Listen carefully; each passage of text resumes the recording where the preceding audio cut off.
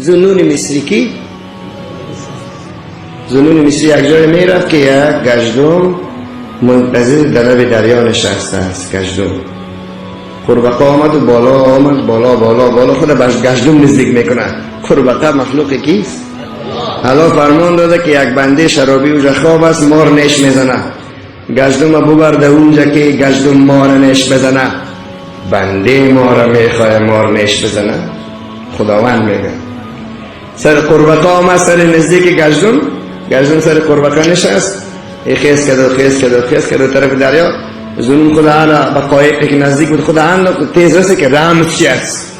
ما شب روز پیسه حساب میکنیم، به فکر پیسه دیوانه هم اشاره ما هم دیوانه ما. و ذوالنون به فکر حکمت است، به فکر اسرار الهی است.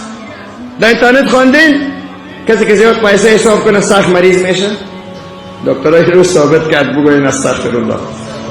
آنچه که دین میگه، آنچه که شریعت میگه، امروز طب امروزی ثابت کرد به دست هر فاسق و فاجر و بی نمک و بی وضو جنوب و بی نماز. اینطور نیست؟ تو که ردان بزن یگان ما چند بکن گیره که او رجیبت بان. دکترهای دنیا ثابت کرد که هر کس پیسه زیاد حساب کنه سخت‌ترین مرض گرفتار نشه. کمی قرآن ورق بزنیم، کمی کتاب ورق بزنیم، کمی دستها را به جای نماز مسجد و جماعت بانیم، کمی چشمها را به عشق دیده خوی بتیم. چی گفتیم برادرای عزیز؟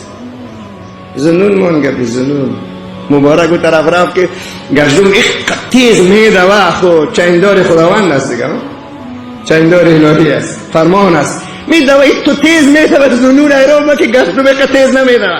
هرچی عاجل خودت می مار رسان مار می یک نیستد، مار جا بجای مرد. شرابی بیدار شد که ذوالنون دوست خدا به زیر پاش ایستاده است. ذوالنون نمیشناسه شرابی است. ذوالنون چی میگه؟ ای ولی خدا السلام علیکم و رحمت الله. تکبیر! زور دیده ذوالنون، زور دیده این عالم، زور دیده این عارف قدرت الله را دیده. السلام علیکم یا ولی الله.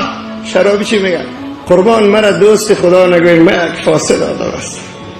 میگه او برادر قصه که کرد یک بار این شرابی سر به سجده گذاشت، گفت پروردگار بسم از شراب و بدبختی و فسق و وجود، بشنون شرابیان ما، زناکاران ما، قماربازان ما.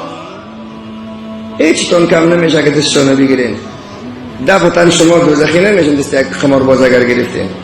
یک نکته را جوانا فراموش نکنیم، ثواب کم ندانیم، خردترین ثواب کم ندانیم. وقتی یک ثواب را میکنین بگویید که ما یک کوی از ثواب را کردیم، تشویقتان میکنیم. گناه را هم کم ندانیم. وقتی گناه را میکنین بگویید یک آسمان بزرگ به شانه است. وقتی با دختر کس نگاه میکنید فکر نکن زنای چشم است، بگو اوه گناه زنا به من نوشته نشد. گناه زنا تو زنا نکردی، چشمای زنا کرده، ولی بگو نشه که گناه را گناه زنا فکر کن. آنجاست که نجات پیدا میکنیم. خداوند ما را متواضع بسازه. راهش گفتم براتون، ایمان معلوم نیست. هرچی تقوایت بلند ایمان بین خوف و